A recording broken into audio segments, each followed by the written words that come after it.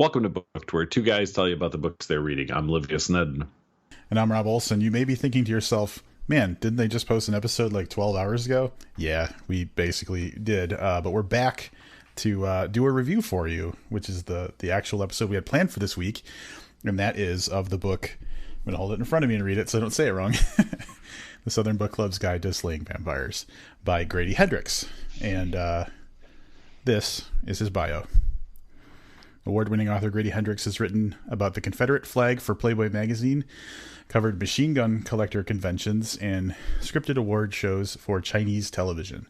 His novels include Horror Store, about a haunted IKEA, My Best Friend's Exorcism, which is basically Beaches meets The Exorcist, and We Sold Our Souls, a heavy metal horror epic, out now from Quirk Books. He's also the author of Paperbacks from Hell, a history of the horror paperback boom of the 70s and 80s, and the movie Mohawk, a horror flick about the War of 1812, and the upcoming film Satanic Panic, which this is a little bit out of date because Satanic Panic came out about a year ago, but there's the bio for you. It's interesting because you said that Beaches meets The Exorcist, and I was like, I feel like I just read something really similar, and that's because it's in the synopsis for this. So, oh, there you go. Steel Magnolias meets Dracula in this 90s set novel about a woman's book club that must do battle with a mysterious newcomer to their small southern town, perfect for murderinos and fans of Stephen King. Patricia Campbell's life has never felt smaller. Her husband is a workaholic. Her teenage kids have their own lives. Her senile mother-in-law needs constant care. She's always a step behind on her endless to-do list. The only thing keeping her sane is her book club, a close-knit group of Charleston women united by their love of true crime. At these meetings, there is likely a talk about the Manson family as they are about their own families. One evening after book club, Patricia is viciously attacked by an elderly neighbor, bringing the neighbor's handsome nephew James Harris into her life. James is well-traveled and well-read, and he makes Patricia feel things she hasn't felt in years. But when children on the other side of town go missing, their deaths written off by local police, Patricia has reason to believe James Harris is more of a Bundy than a Brad Pitt. The real problem? James is a monster of a different kind, and Patricia has already invited him in. Little by little, James will insinuate himself into Patricia's life and try to take everything she took for granted, including the book club. But she won't surrender without a fight in this blood-soaked tale of neighborly kindness gone wrong. That was a big one. But I will say, I'm pretty happy with that synopsis. I feel like it sets the right tone for what happens in the book. One of the things I want to start out before we dive into what the story is. I mentioned it when we were talking in earlier episodes that we were going to be doing this book. That Grady, in his author's note, talked a little bit about why he wanted to do this particular book, and he referenced his book, My Best Friend's Exorcism, which is about two teenagers in Charleston, South Carolina in 1988, in the height of the Satanic Panic, and they become I'm reading off of the author's note, become convinced that one of them is possessed by Satan, and consequently things go poorly. He decided that this was written from the point of view of the teenagers, but he thought that there should be a book from the point of view of the moms, basically, and like the hopelessness you feel like when your children or family are in danger. And so that was what inspired this book, which I thought was neat. I don't think that I would ever have thought to do that, so I thought it was worth mentioning. Yeah, I mean, we've reviewed a few vampire books here on the podcast, and I know I've read a number, and this seems like the most unlikely matchup of of hero and villain, right? So 90s suburban moms, but that's what it is, and I guess we'll see how we felt about it through the course of this review. So it all kicks off with Patricia Campbell, who's our protagonist. She winds up joining she's part of a book club, and nobody's happy with this book club. They're reading really kind of like hoity-toity books, and this particular time she just didn't have a chance to read the book, but she was leading the discussion. So clearly it's evident pretty early on that she didn't read the book, so she's kind of frowned upon by the woman who runs the book club. And she finds out that nobody else in the book club is happy with the book club. Like, they want something to do. They want to read books, but they don't want to read all these like kind of highbrow intellectual books. They all kind of want to read like down and dirty, like true crime stuff. So they start their own book club. And that's where things kick off. Yeah, and so I think one of the cool things that this establishes right up front is, I don't know, because this takes place in the early 90s, and it's a bunch of housewives, so I don't have a lot of upfront knowledge of 90s housewives outside of what I watch on those, like, Tubes websites, but it establishes, like, the stakes of social pressure almost very close up front, because not only does it show you what, like, the life of the average housewife in this book is like, with all of the things they do around the house and supporting, making sure the kids are doing what they're doing and all that stuff. There's this social pressure to be a certain way and act a certain way and do specific things.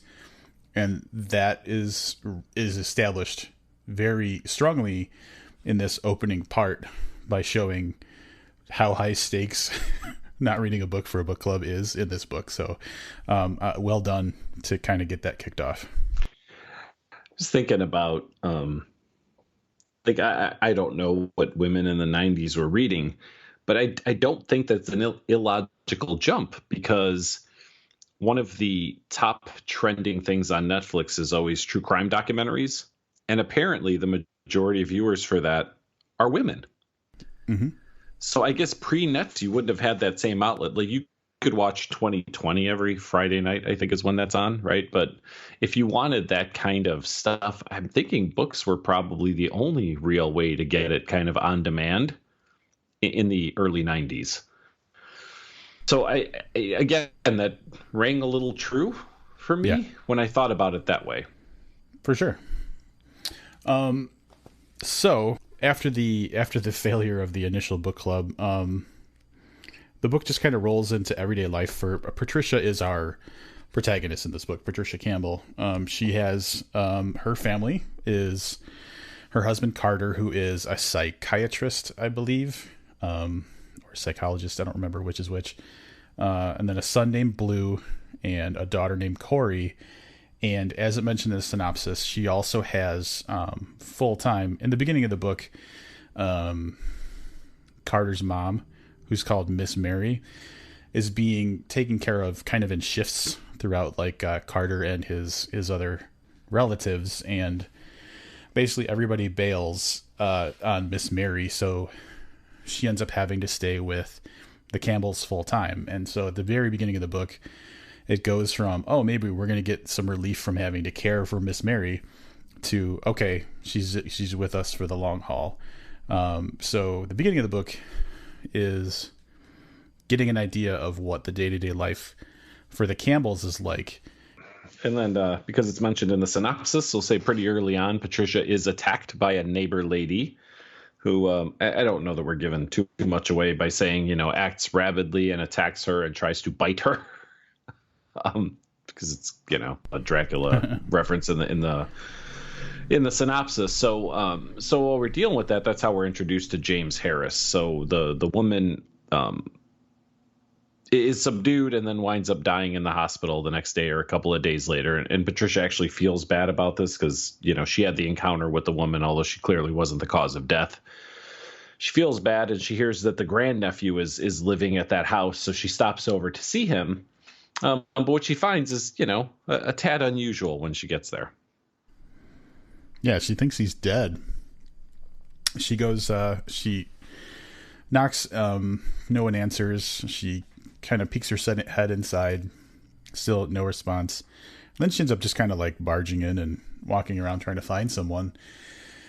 And he's laying on a bed, and it looks like he's dead. And so she freaks out, and being someone who is a nurse who stopped nursing to be basically a housewife, she goes into kind of medical support mode, tries to resuscitate the dude, and then he wakes up and he's like, what the fuck's going on here? And she's terribly apologetic. And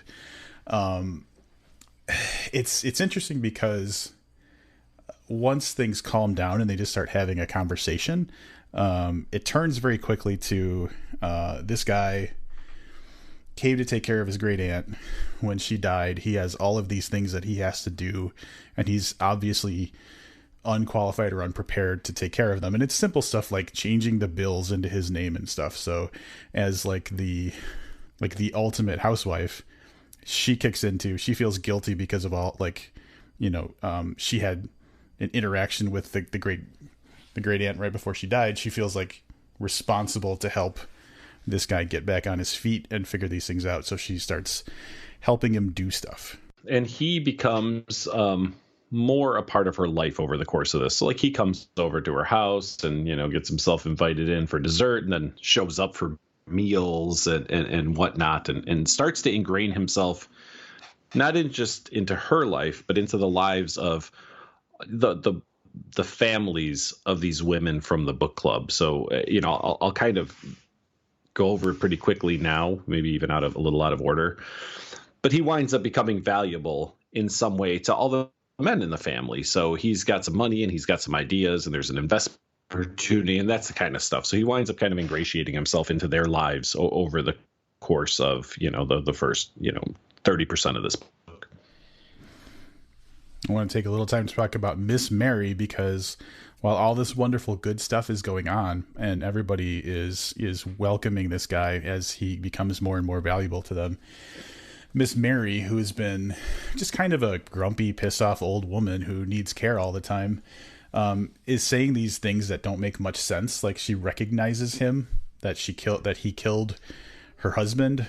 And she keeps saying, I have a photograph. And she has a very negative reaction to this dude. And everybody just writes it off as, oh, Miss Mary's acting crazy. So that's an element of this book that is, I found it kind of entertaining because it's probably pretty true to life. And what I've seen is once you get to a certain age, people just stop taking you as seriously. So even if you are right about something, it's completely overlooked. And so it was entertaining that, I guess not entertaining because it's obviously very sad, but I also like the fact that was so portrayed so well. That's how Rob's me.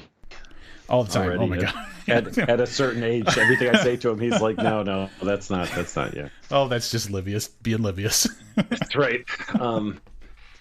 Yeah, there's that. And the other thing that we learn about is through the course of several of these book club meetings and interactions between the women who've become friends and check in on one another and help out when another one's in need, is like, I feel like he consciously tried to check some boxes of maybe different, I don't want to say stereotypes, but basically housewife stereotypes, right? So you've got the super religious woman who is sneaking around to the book clubs and tells her husband it's Bible study because he wouldn't be accepting of the type of, I'm air quotes here, trash that they're reading. Yeah, it's true crime stuff.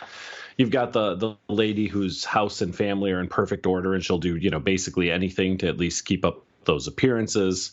You've got the one woman that's like, fuck it, just drink some wine and it's hard to keep up with the shit. You'll get around to it. You know what I mean? So it's really great because he encompasses all these different women and their friendships and how they take care of one another. Like it's kind of heartwarming in parts that way, while this kind of far more sinister story is developing. And I guess I'll go into that a little bit. The Campbells hire a lady to help with Mrs. Green, who's a caretaker who helps with Miss Mary and then helps out around the house and stuff too. She lives on the other side of the tracks in the not so great part of town. And over there, there have been some terrible things happening. Some children have either gone missing or been hurt or hurt themselves over the course of the last few months. And, it's not too much of a stretch for us the way the book is set up. Like we kind of understand immediately what's happening and that it's James Harris, but the women of the town who we follow don't necessarily get that right away. This is where the idea of if we ignore it, it'll go away kind of attitude steps up a little bit. The women, since it's not happening to them in their perfect little neighborhood, it's almost like it's not happening to the point where when they learn about these things, one of the characters, Kitty, I believe is Kitty, said something to the effect of, I didn't see that in the newspaper. And these kids are actually like, in danger or dying or whatever. And she's arguing with the woman who's telling her that because she didn't read about it in the newspaper, as if like it doesn't exist if, you know, it wasn't presented to them the way that they expect information to be presented. So there's very much like like if it's not in our backyard, we're not going to worry about it attitude in general for these ladies. And that's kind of one of the I guess problem issues that happens with what's going on is the people's willingness just to overlook something if it's not having a negative effect directly on them. Yeah, which I don't think is a 90s thing necessarily. I'm pretty sure that's, you know what I mean? Like, I feel like that's the way it typically goes. That's kind of wherever you're right now. Yeah, exactly. There you go. I already called you out for your ageism against other podcast hosts, but I didn't want to call you out on that too.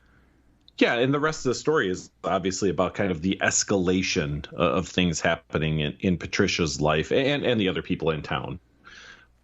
Where this book shines is the topics it touches on, right? So there's a couple of things. There's like husband-wife relationships. There's this kind of class division that Rob talked about. I think is probably a fair way to put it, right? So you've got rich people, poor people. In this particular book, it's really like fairly well-to-do white people and then poor black people that are the victims, by and large, of the atrocities committed by a fucking vampire. But that's where it really shines, I think, is kind of drawing these characters and these types of characters, like giving you a glimpse of their lives, not just as individual characters and not just members of one particular group, but like I said, kind of a breakdown of their women, their housewives, their, you know, I don't want to say affluent necessarily, but they're pretty well off in all the different categories that they fit in drawing you a picture of this life while the fucking vampire is running around the neighborhood. Totally agree. And it opened a door for just a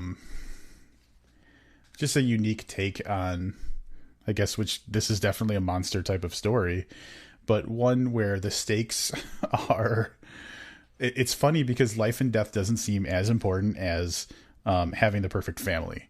And I thought that was an interesting effect that this book had, was that people were more concerned about what the neighbors thought of them, you know, than like the fact that, you know, something, you know, a character in the book dies. And because that's just what their priorities are. So it opened doors for just unique situations like that. Now, I've read my share of vampire fiction and various monster books and stuff. But what really struck me in this one, and this might, I don't know if it's worthy of conversation or not, but I think this kind of touches a little bit on what you were just saying. Dude, at what point would you legitimately think that you had a vampire living next door to you? Like, what would it take? Because that's one of the things that happens, right? Is Patricia, you know, spoiling too much, you know, as the protagonist in this book, is the first person that's really clued in to the fact that this guy is something other than human. And she has trouble convincing other people. And, you know, of course, we're reading it. We're like, well, it's clear he's a vampire. But I started thinking to myself, like, at what point would I legitimately believe if you came to me and said, hey, remember the weird crying ghost baby that lived next door? I think now a vampire lives there. And I'd be like, sure, a vampire lives there, Rob. Yeah, for sure. You know, I mean, like, at what point? Because these characters are just like us. Like, vampires are not part of their world as it's established, you know, in the beginning. So what would it take for Jesse to convince you that a vampire lives across the hall from him? Yeah, that's tricky. I mean, I'd have to see they're hanging the Romanian flag somewhere. First of all. No, nothing. Racism. Wow. Yeah, just add that to the list. Ageist. No, I'm racist. Honestly, though, like, I think that, because I was thinking about this, because there's a lot of incredulity and there's a lot of people not trusting the crazy notion that there's a monster living in the neighborhood. And for me, it would be when there's no other viable explanation. But the problem with that is it's easy to explain away stuff that you don't want to be real. So it's this weird, I understand the perspective of the people who are like, oh, that's fucking nuts, because it is kind of fucking nuts. So yeah, I don't know what it would take for me to make that leap. I would hope that my trust in one of my closest friends in the world would help me want to believe him. But yeah, that's a tricky one. It is. Well, it goes against everything that you're taught to believe. And I'm not arguing that vampires are real or anything like that. But I mean, when you think about you and I know we had like a very brief conversation about conspiracy theories before we got on, right? So if something just sounds out of the ordinary, you're like, yeah, that's just made up bullshit. And I think that and that's the things that's the real situations that could be motivated differently than you think. But if I straight up told you there was a werewolf in the neighborhood, that's just not a conspiracy theory. That's just like insanity. You know what I mean? It goes further than me saying, well, you know, there's a rich cabal of people, 5 people controlling the world, which is more believable than there's a fucking werewolf living next door, right? So I mean, it's a little bit of a tougher, you know. But I think one of the things that Grady did well is he also gave those characters reason. So the men and the women to some extent, like this guy does good things for those families. Like everybody kind of prospers over the course. I guess we should say this book covers a period of about 4 years, give or take. Yep.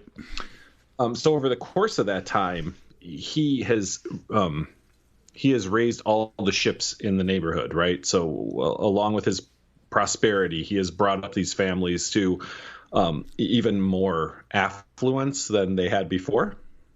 So he's also an important part of their everyday life, and like that they can afford to send their kids to college, or they can afford to upgrade this particular thing or purchase this particular thing, which makes it even harder to believe that he's some kind of, you know, whatever blood-sucking fiend. Yeah. And I thought that was a nice approach. He basically is more of a devil of temptation than a straight monster of horror. And so he digs himself in a way that, yeah, it seems almost crazy to go against the guy, because all that the average person is seeing is the positive stuff. So I agree. I fully agree. One other thing I want to say about this, and, you know, I'm not interested, obviously, in spoiling the story for anybody. What I want to say is this book kind of plods along at a good pace. And it's, I don't know if cute's the right word, but it's very readable. It's very whatever. But when this book decides to go a different direction and get dark, it gets fucking darker than I'm pretty sure anything that you and I have read over the course of 9 years for this podcast. And I don't want to spoil anything. And we've read gross stuff, and there are some parts that are kind of gross. But I mean, this really goes super, super dark from, you know, I know it said Steel Magnolias in the synopsis, which I'm not terribly familiar with, but like Desperate Housewives. Like that's Desperate Housewives is the feel I had for like 70% of this book. Yep. But when it went dark, man, holy shit, did this guy go dark. The funny thing about that is messaging back and forth with Livius, and I finished the book before he did. This is what COVID-19 is doing to us. I'm finishing the book before Livius is on a regular basis now. And he was messaging me about this exact topic, but I knew where he was in the book, and I was like, oh fuck, wait till he gets to this thing. Yeah. And I mean, it was pulled off spectacularly, but I mean, there's a scene that's really disturbing and gross, probably about a third of the way into the book. And again, I'm not going to say what it is, but I was like, Jesus, this is pretty hardcore. This is pretty out there. And then it goes like back to normal for like a really long time. And the story's developing, but it's developing at like this safe pace. Like we know he's a vampire, and we know there's no particular danger to any of the like main characters right now. You can just feel it in the air, right? Mm-hmm. But when this thing goes bad, holy shit. Yeah, it's a little stomach turning. And and the thing that I liked about it was that he used those types of scenes sparingly. So you're living that safe feeling suburban life for most of the book in your brain, and these little scenes pop up, and you're like, I almost like I had to stop myself from like skimming through parts of it just to get through it, because I was like, oh, like it really, like Livius was saying, this is some of like the grossest stuff that we've probably read. Yeah, I mean, it's all about all I think we can talk about the story. I'm sure there'll be more to talk about with Grady Hendrix on our next episode. So that's my sly way of saying that we have an interview scheduled for a couple days from now that you'll hear sometime later this week. Is there anything else you want to touch on from the story before we get into our wrap-ups and ratings? No, honestly, we're like probably half of a toe over the spoiler line as it is, so I think it makes sense to do wrap-ups, and I'll get started if that's okay with you. For sure. So I remember, first of all, I want to give props to friend of the podcast, Jesse Lawrence, who was the one who put We Sold Our Souls on our radar, and we reviewed that and enjoyed it. So then Grady Hendrix was kind of just someone we were looking out for. Because I enjoyed We Sold Our Souls, and actually enjoyed the movie Satanic Panic as well, which was written by Grady Hendrix. I knew that he writes the type of stuff that I can expect to enjoy. So I went into this pretty positive, and I'm going to say that having a book that for the majority of it comes from the perspective of housewives sounded like a weird proposition for a, single dude in his early 40s. I didn't know how I was going to relate to it, but one of the things that I think worked so well with his book was the fact that he made like the value of having the perfect suburban life and the idea of losing that so tense and suspenseful that like that was the thriller suspense of it, was what was this going to do to everybody's perfect lives more than what is this fucking monster going to do. So he sold it perfectly. I don't think he could have actually crafted the plot better than he did. And I have to give him so much credit for that, because I just think he did a great job of turning something that is so foreign to me into something that like I was actually feeling tense about as I read the book. Beyond that, it's just a well-written story. It's entertaining. It's got good humor. It's got those scenes like Livius and I were talking about earlier that are gross and obviously very horror focused that work very well. And I just think it worked really well as a book. I scored him pretty high in all of the categories, especially characters. I liked his characters a lot. I really enjoyed like the plot that I said before. And overall, this comes out to 8.25 stars for me. And man, Grady Hendrix is just one of those authors now that is rising the ranks of people that when a new book comes out, I'm just going to be kind of almost automatically wanting to read it.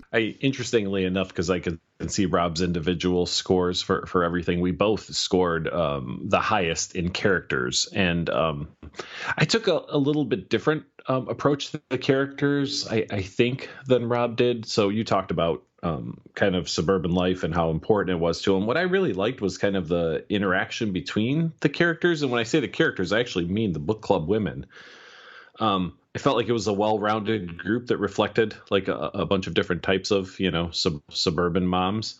I really liked the camaraderie and even the infighting between them. And I thought he delivered that really well, which is interesting because I'm reading a book about a vampire. And my favorite thing was like these relationships between these women against the backdrop of having a vampire threatening to take away everything that you have. I thought it was plotted well. I thought it was an interesting take. This wasn't a final girl situation, which I'm sure has happened in plenty of vampire novels, right? It's this group of women who themselves feel potentially powerless. They don't have a special set of skills, and they have to use what they have at their disposal to combat this great evil. So I really liked that whole aesthetic.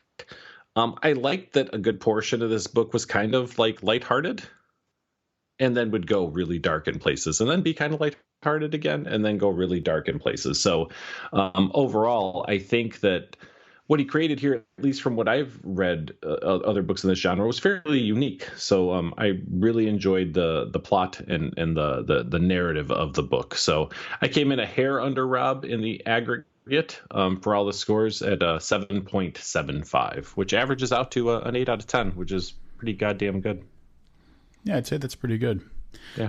No spoiler talk for this one. I think when spoiler talk is useful is when we have to try and figure stuff out together, and I think this would more just be reacting to some of the stuff that happened. So spoiler talk wouldn't be as useful probably for people in this. There would just be a lot of Jesus Christ, what about this fucking thing that happened? Holy shit, this motherfucker, why would he do that?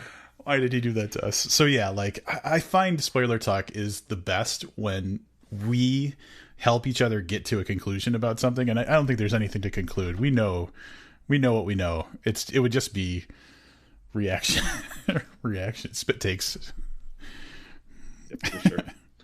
Good stuff. I agree with you. I'm looking forward to more from Grady Hendrix. I might try to squeeze in My Best Friend's Exorcism as an off the podcast book this year, as I continue to try to make my way back to the pace of one book per week.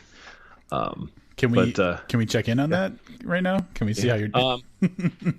Yes, I am. I'm a little bit ahead of where we talked last time, so I think I knocked off a few more Brian Evanson stories and 9 whole chapters in Carpenter's Farm by Josh Mellerman. Wow.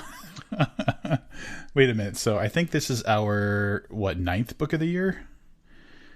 Feels like more than that, man. I got to tell you. This is our 9th book of the year for the podcast.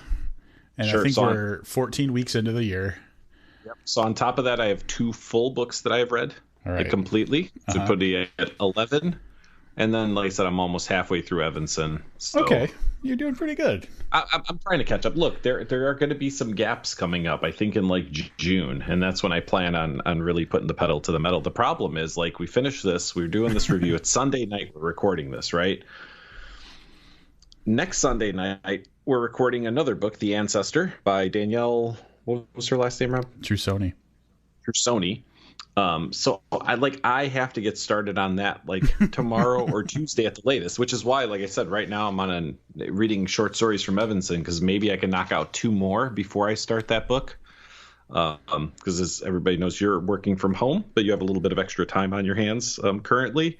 I am still grinding it out at a job as an essential worker. So yeah, I don't have essential status.